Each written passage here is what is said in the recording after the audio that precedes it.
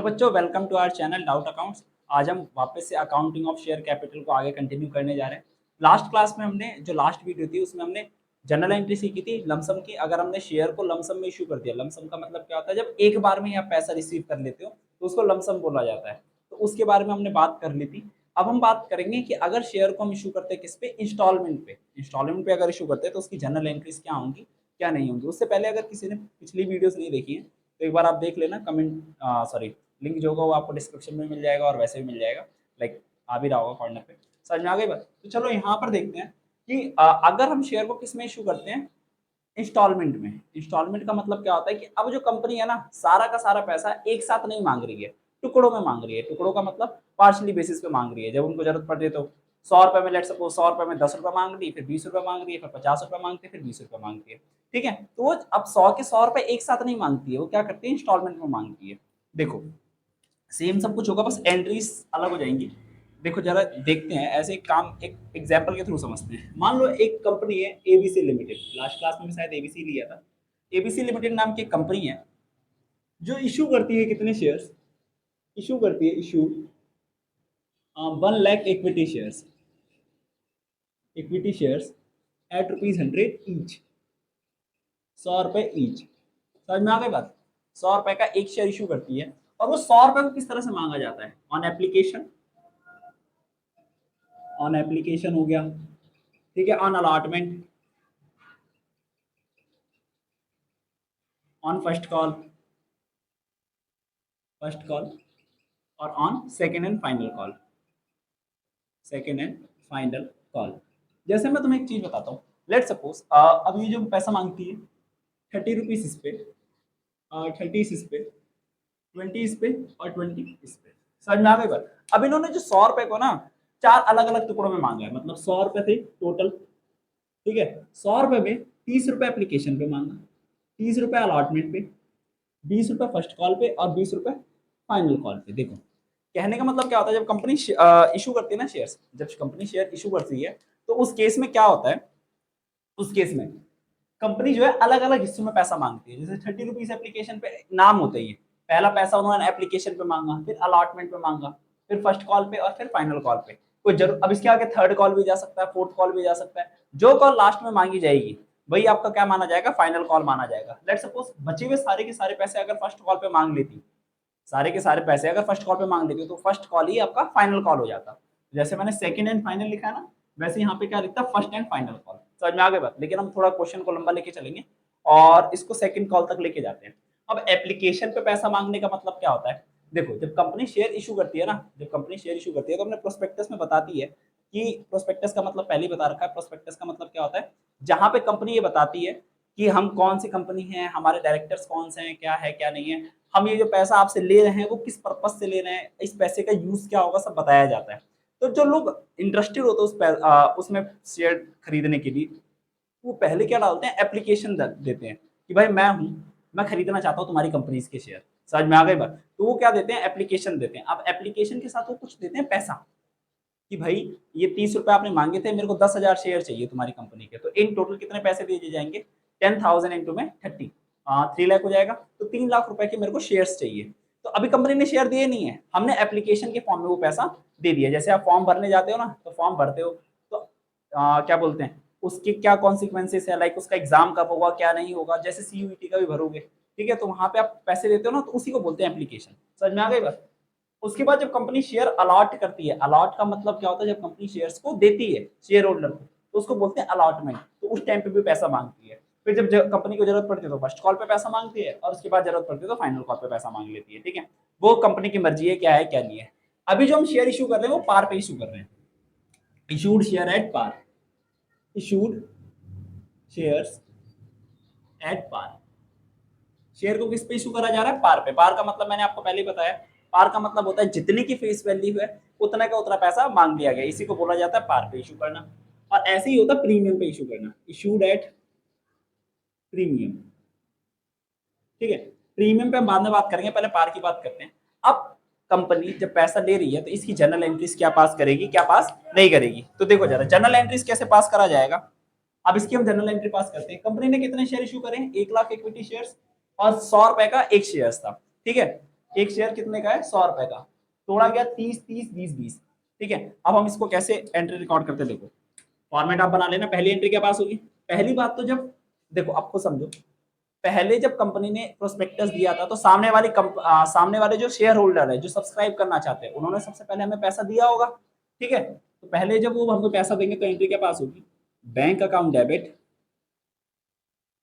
ठीक है, to share, share नहीं equity share, equity share application, APPLICAT, application account, कितना आ जाएगा, 1 लाख शेयर्स थे, उस पर 30 रुपए मिला, तो कितना कंपनी को पैसा मिला, 30 लाख।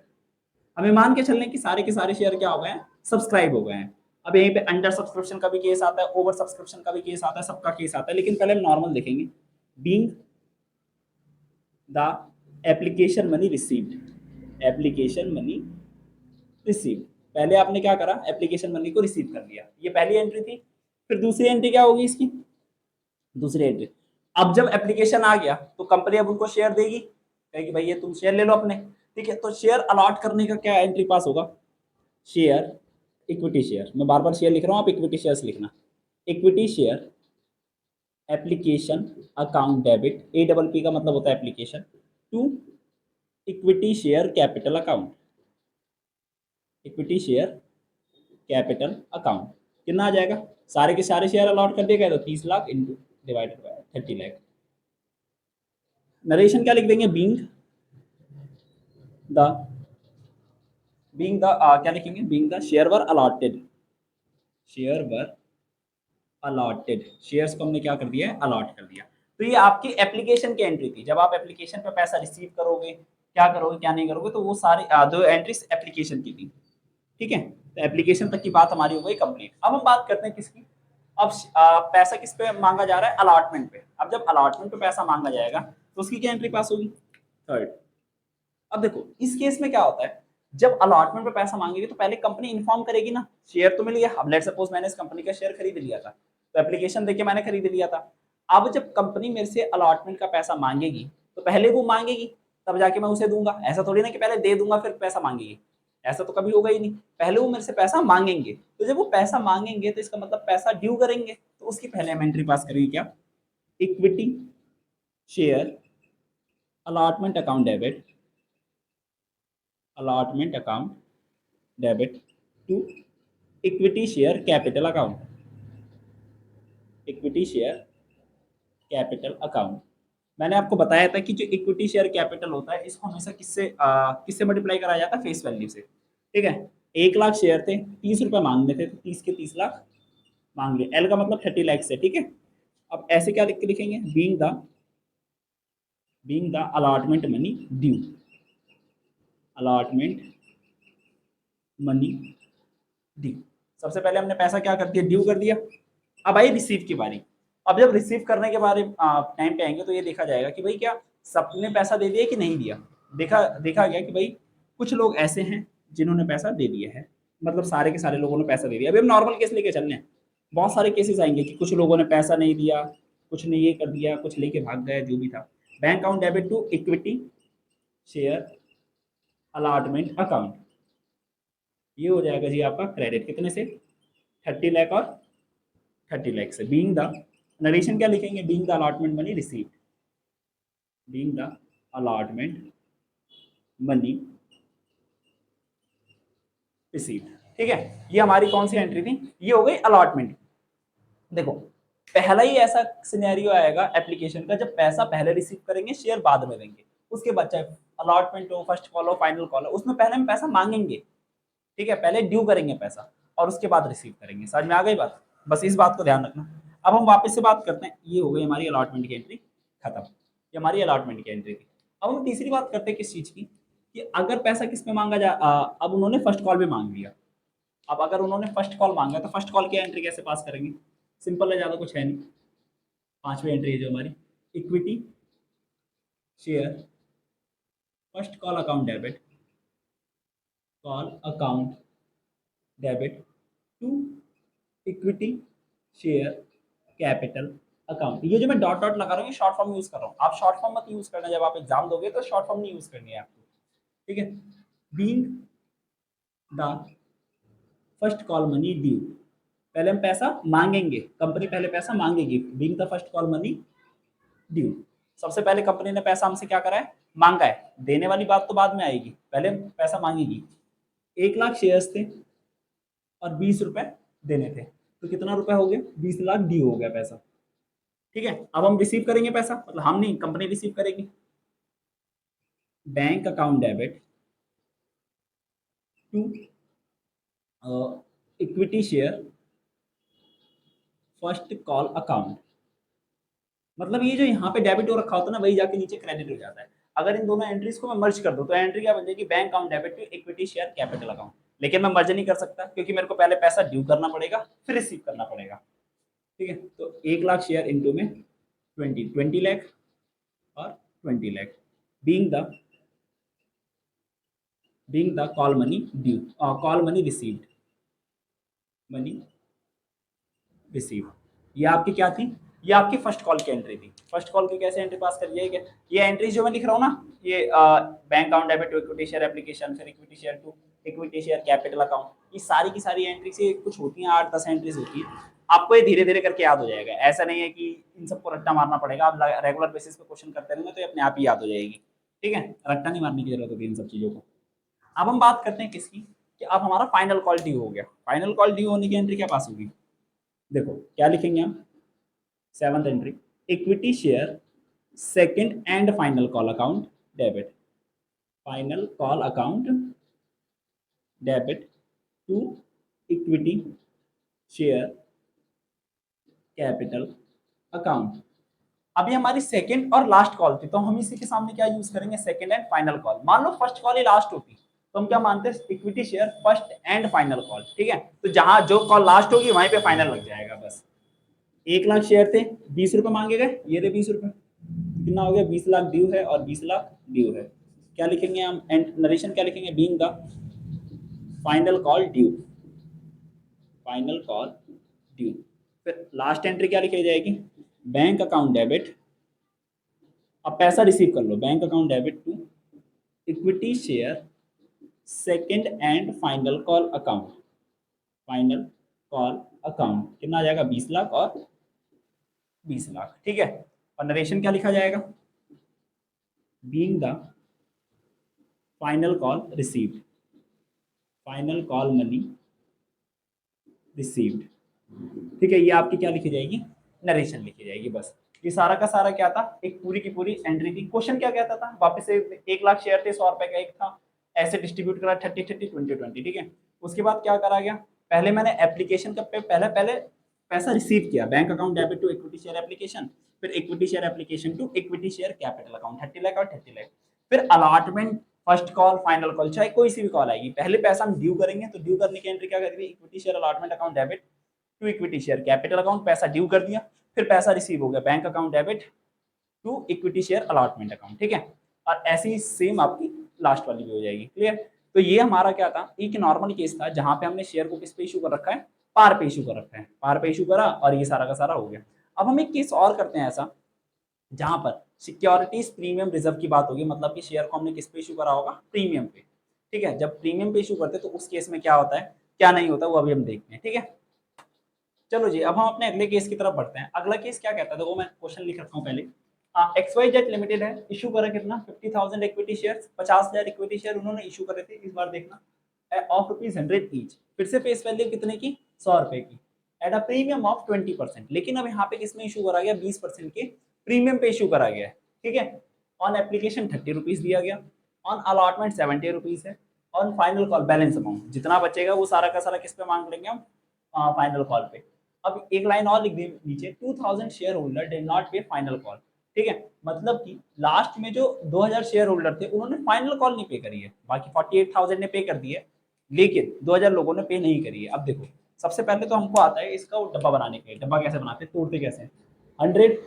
ठीक है, ₹100 तो फेस वैल्यू थी, प्रीमियम कितना लगेगा, ₹100 का 20% इज इक्वल टू ₹20 का क्या हो गया, प्रीमियम हो गया। प्रीमियम जो है वो कितने का हो गया तुम्हारा, ₹20 का। ठीक है, ये मैंने आपको सॉल्व कर दिया, तो 100 + 20 तो टोटल कितना है, ₹120 बनता है, जिसमें से ₹30 किस पे मांगे गए, ₹30 तो जी है अलॉटमेंट पे, है ना, ₹30 अलॉटमेंट पे है, ₹70 किस पे है, ₹70 है आपका अलॉटमेंट पे, ₹30 एप्लीकेशन पे था, ₹70 अलॉटमेंट पे। और कितना बैलेंस बचा हुआ है टोटल देखो तो 100 प्लस 20 ₹120 बनता है, 70 30 100 हो गया, बचेगा ₹20। ये हो गया आपका फाइनल कॉल। पॉइंट ये आता है, पॉइंट ये है कि भाई ये जो प्रीमियम का पैसा है, ये प्रीमियम का पैसा रिसीव किस पे करा जाएगा, जो सिक्योरिटी प्रीमियम का पैसा है उसको रिसीव किस पे करा जाएगा, कोई इन्फॉर्मेशन तो दे नहीं रखी है, ठीक है। अब ऐसा भी हो सकता है कि भाई ये जो 20 के ₹20 प्रीमियम हो जाए, तो ऐसा कुछ भी नहीं होता। अगर आपको क्वेश्चन में स्पेसिफिकली दे रखा है कि भाई जो प्रीमियम एप्लीकेशन पे, अलॉटमेंट पे, फाइनल कॉल पे, तब तो उसी पे मानो, ठीक है। लेकिन अगर आपको क्वेश्चन में ये नहीं बता रखा कि प्रीमियम किस पे दे रखा है, किस कॉल पे दे रखा है, किस एप्लीकेशन पे दे रखा है या अलॉटमेंट पे दे रखा है, तो आप इस प्रीमियम को हमेशा किस पे लोगे, कंसीडर करोगे अलॉटमेंट पे। ये मान लिया जाता है कि कंपनी ने जो प्रीमियम का पैसा मांगा होगा वो किस पे मांगा होगा, अलॉटमेंट पे मांगा होगा। प्रीमियम क्या होता है ये मैंने आपको पहले ही बता दिया, जब कंपनी की रेपुटेशन अच्छी होती है तो अपनी फेस वैल्यू से ज्यादा पे वो इशू करती ही करती है, ठीक है। तो अगर मैं इसको और थोड़ा सा खोलूँ, इसको थोड़ा सा और बढ़ाते हैं, अगर मैं इसको थोड़ा सा और बड़ा करें तो 50 प्लस 20 का हिसाब किताब है। 70 भी कैसे बना है, 50 प्लस 20 करके, ₹20 प्रीमियम का, ₹50 फेस वैल्यू का, तभी जाके टोटल मिलके कितना बना है, ₹70। अब देखो अगर तुम्हें फेस वैल्यू जोड़नी तो ऐसे जोड़ो, ₹30 एप्लीकेशन पे था, ₹50 आपका किस पे आ गया, अलॉटमेंट पे आ गया, और ₹20 फाइनल कॉल पे आ गया, तो 50 सॉरी 30 50 80 20 100, तो ₹20 आपका क्या बोलते हैं फेस वैल्यू बन गई, और 20 के ₹20 जो ये बचे हुए थे ये आपका प्रीमियम का पैसा बन गया, ठीक है। तो जब तक आपको क्वेश्चन में स्पेसिफिकली ना बोल रखा हो तब तक आप प्रीमियम को किस पे मानोगे, प्रीमियम को मानोगे हमेशा अलॉटमेंट पे। अब इसकी एंट्रीज कैसे पास करते हैं वो देखते हैं, सबसे इंपॉर्टेंट है एंट्रीज, ठीक है। तो सबसे पहले एंट्रीज के लिए हम क्या करते हैं, पहली बात तो किस पे पैसा लिया गया, ₹30 एप्लीकेशन पे लिया गया, सेम एंट्री जो हमने सीखी अभी अभी, क्या करेंगे, बैंक अकाउंट डेबिट, एप्लीकेशन पे तो पहले रिसीव होता है पैसा, bank account debit to equity share application account, equity share application account, कितना आ जाएगा, 50,000 शेयर्स थे, ₹30 रिसीव है टोटल, तो कितना पैसा रिसीव हो गया, 50 5 से 15 15 लाख, ठीक है, 15 लाख रुपए रिसीव हो गए, 15 लाख। क्या लिखा जाएगा narration, being the application money receive. अब मैंने आपको पहले क्वेश्चन में लिख के दिखा दिया तो नरेशन में हम टाइम वेस्ट नहीं करेंगे, बीइंग एप्लीकेशन मनी रिसीव, तो आप नरेशन आप खुद लिख सकते हैं, कोई दिक्कत वाली बात नहीं है। सेकंड क्या है, अब हम शेयर को देंगे, तो equity share application account debit to equity share capital account, ठीक है। इक्विटी शेयर कैपिटल अकाउंट कितना आ जाएगा आपका, 50,000 शेयर्स थे और ₹30 मांगे थे, तो 15 लाख और 15 लाख। नरेशन वही, being the share were allotted, share were allotted, ये आप खुद लिख सकते हैं। मैं नरेशन नहीं लिख रहा हूँ जानबूझ के, कि आप खुद लिख सकते हैं, क्योंकि मैंने अभी लास्ट क्वेश्चन में करके दिखा दिया। मान लो अगर यहीं पे ये होता कि भाई ₹20 में जो प्रीमियम है ना, ₹10 एप्लीकेशन पे और ₹10 इस पे है, तो आप क्या करते, यहाँ पे to equity sorry to security premium reserve आ जाता, बस और कुछ नहीं होता। अभी सिर्फ एक नॉर्मल क्वेश्चन में आपको बता रहा हूँ कि प्रीमियम का केस कैसे होता है कैसे नहीं होता। हम जब अगली वीडियो आएगी उसमें हम प्रैक्टिकल क्वेश्चंस करेंगे कि भाई कैसे कैसे क्या चीजें सॉल्व होती क्या नहीं, सब कुछ क्लियर हो जाएगा, कुछ भी नहीं छूटेगा यहाँ पे, सब कुछ ए से लेके जेड तक सब। बस आप थोड़ा सा पेशेंस रखिए और धीरे धीरे करके देखते रहिए, अपने आप आ जाएगा सब कुछ। तीसरा, तीसरी एंट्री क्या पास होगी। अब बात आती है कि अलॉटमेंट का पैसा मांगना है। अब अलॉटमेंट का टोटल ₹70 है, लेकिन ₹70 में ध्यान रखो ₹50 फेस वैल्यू का है और ₹20 सिक्योरिटी प्रीमियम रिजर्व का है। अब इस केस में क्या होगा, सबसे पहले तो equity normal entry, equity share allotment account debit, allotment account debit to equity share capital account, share capital account. देखो जरा 50,000 शेयर्स थे, ₹70 मांगा, तो इन टोटल देखा जाए तो कितना पैसा मांग लिया गया, 535 ₹35 लाख, है ना, 35 ही तो मांगा, ₹35 लाख मांगा गया। आप याद करो यहाँ पे मैंने आपको बताया था ना, जहां पे भी शेयर कैपिटल आता है वहां पे हमेशा मल्टीप्लाई किससे होता है, फेस वैल्यू से। तभी मैं जाके यहाँ पे आपको अलग अलग करके दिखाया था कि अलग क्यों है 50 प्लस 20। उसके पीछे का रीजन क्या था, 50,000 शेयर्स हैं और ₹50 हमने किस पे मांगा है, फेस वैल्यू का है, मतलब कि 25 लाख रुपए तो फेस वैल्यू का था, बचा हुआ जो पैसा 20 रुपए के हिसाब से वो हम कहाँ तक लिखेंगे, to securities premium reserve account, premium reserve account. कितना आ जाएगा जी आपका, 50,000 शेयर्स थे, 20 रुपए प्रीमियम था, तो 10 लाख रुपए का प्रीमियम आ गया। समझ में आ गई बात। ये सारा, ये बहुत इंपॉर्टेंट केस था, ध्यान से देखना। बीइंग द, क्या लिखेंगे, being the allotment money due, allotment money due. ठीक है, अब हम पैसा रिसीव कर लेते हैं। अब देखो मैं इसको एक बार वापस समझा देता हूँ। पहले मैंने पैसा ड्यू करा 70 रुपए के हिसाब से, लेकिन उसको तोड़ा कैसे गया, 50 रुपीज फेस वैल्यू का था, तो वो मैं किस में लिखूंगा, इक्विटी शेयर कैपिटल अकाउंट में। मैंने आपको लास्ट वीडियो में बताया था और अभी भी बताया कि हमेशा फेस वैल्यू से मल्टीप्लाई होता है कैपिटल में। और बचा हुआ जो पैसा उसको किस नाम से डाला जाएगा, to securities premium reserve account, 50,000 into में 20, इसीलिए जाके मैंने यहाँ पे 50 + 20 का हिसाब करा था, यही मेन रीजन था। ठीक है, अगला अब हम पैसा रिसीव कर लेते हैं। पैसा कैसे रिसीव करेंगे, बैंक अकाउंट डेबिट, यहाँ पे थोड़ी लाइन डाल देता हूँ कि आपको दिखता रहे, to equity share allotment account. कितना पैसा रिसीव हो गया, 50,000 शेयर पे पूरे के पूरे 70 रुपए रिसीव होगा, कितना, 35 लाख और 35 लाख। इसके बाद हम चलते हैं आगे। ये तो हमारा क्या हो गया, अच्छा इसकी नरेशन भी लिखनी थी। नरेशन क्या लिख सकते हैं, being the allotment money receive, being allotment money receive, खुद लिखो। ठीक है, अब हम थोड़ा सा और आगे चलते हैं फाइनल कॉल पे। अगर मैं फाइनल कॉल की बात करूं तो फाइनल कॉल पे भाई देखो, 2000 शेयर वालों ने पैसा नहीं दिया, वो एक अलग बात है, लेकिन पैसा तो मैंने सबसे मांगा होगा। देना ना देना अलग बात है, ये तो तुम्हारे सामने मैंने क्वेश्चन लिख दिया कि भाई 2000 शेयर वालों ने पैसा नहीं दिया। लेकिन जब कंपनी ने पैसा मांगा होगा तो क्या कंपनी को उस टाइम पे पता होगा कि कंपनी को कितने लोग पैसा देंगे या 2000 लोग पैसा नहीं देंगे, उस टाइम पे तो नहीं पता होगा ना। तो कंपनी पैसा सबसे मांगती है, सबसे। मतलब कि अगर मैं बात करूं तो इक्विटी, कौन सा है, करते हैं ना, इक्विटी शेयर फाइनल कॉल है ये, equity share first and final call account debit, यही फर्स्ट कॉल थी और यही आपकी फाइनल कॉल भी है, debit to equity share capital account. ये तो नॉर्मल है, कुछ है नहीं इसमें। कैसे करा जाएगा इसको,